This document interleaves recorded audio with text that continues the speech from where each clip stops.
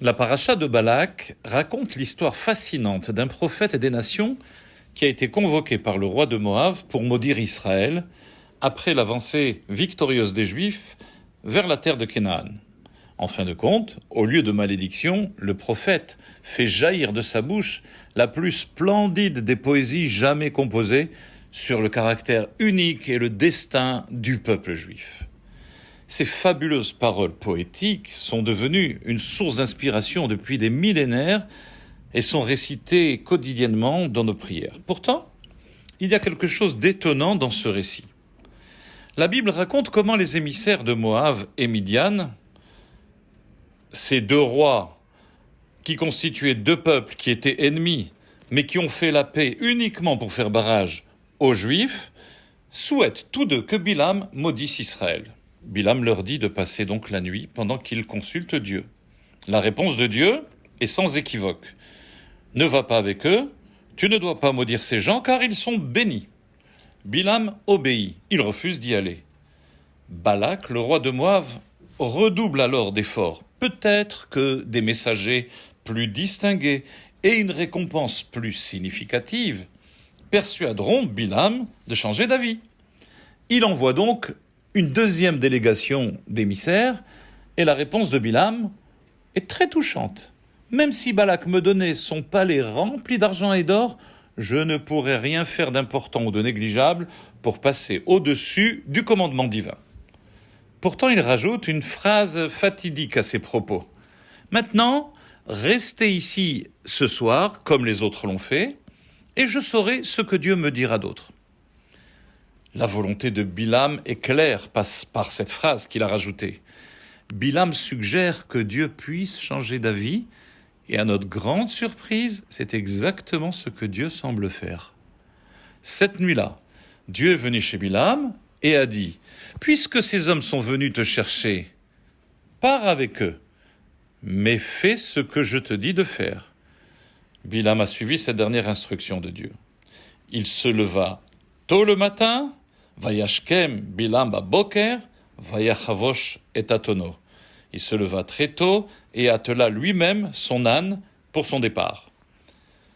Il est étonnant qu'en dépit de sa notoriété, du nombre de serviteurs qu'il possédait, du respect qu'il inspirait, surtout du groupe qui l'accompagnait, l'élite de Moab, d'émissaires de plus haut rang social de Moab, Bilam se soit rabaissé au point d'atteler lui-même son âne, alors qu'un de ses palefreniers habituels pouvait le faire pour lui, comme d'habitude.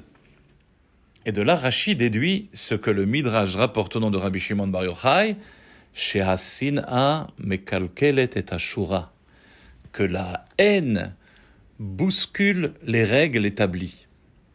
La haine de Bilam envers Israël fut d'une telle virulence que pour aller maudire Israël, il mit de côté son statut, son rang social, son honneur, et contrairement à ce qui aurait été convenu de faire, de demander à ses serviteurs d'atteler son âne, eh bien, il prit soin de le faire lui-même, en personne, sans être gêné par la présence des dignitaires de Balak et de Moab.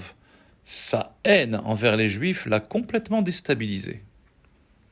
Dieu interpella alors Bilam et lui dit « Rachat, mécréant, ton zèle a été devancé il y a bien longtemps par celui d'Abraham, non pas par la haine comme celle qui t'anime, mais par l'amour envers son Créateur lorsque je lui ai demandé de sacrifier son fils Yitzhak. Que fit Abraham?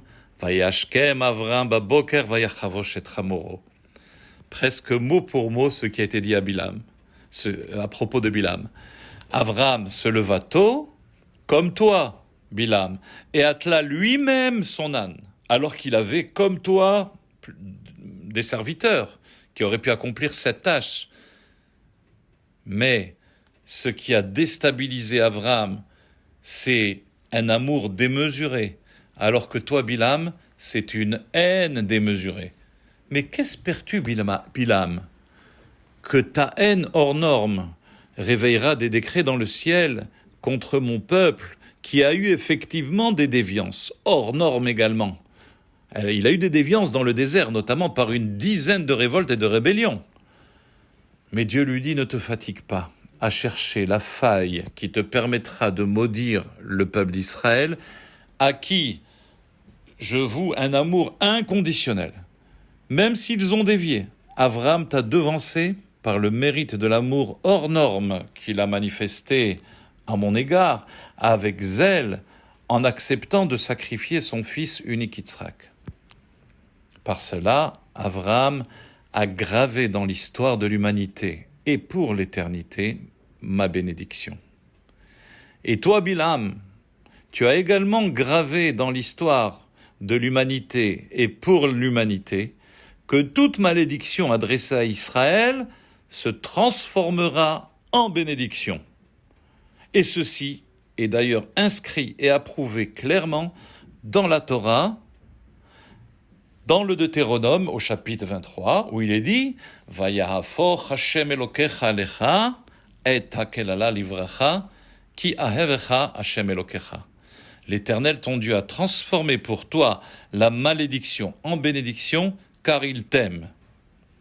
Alors, exprimons un amour intense et puissant pour Dieu, pour que tout mal ou toute malédiction se transforme en bénédiction, car l'Éternel, Dieu, nous aime. Shabbat Shalom.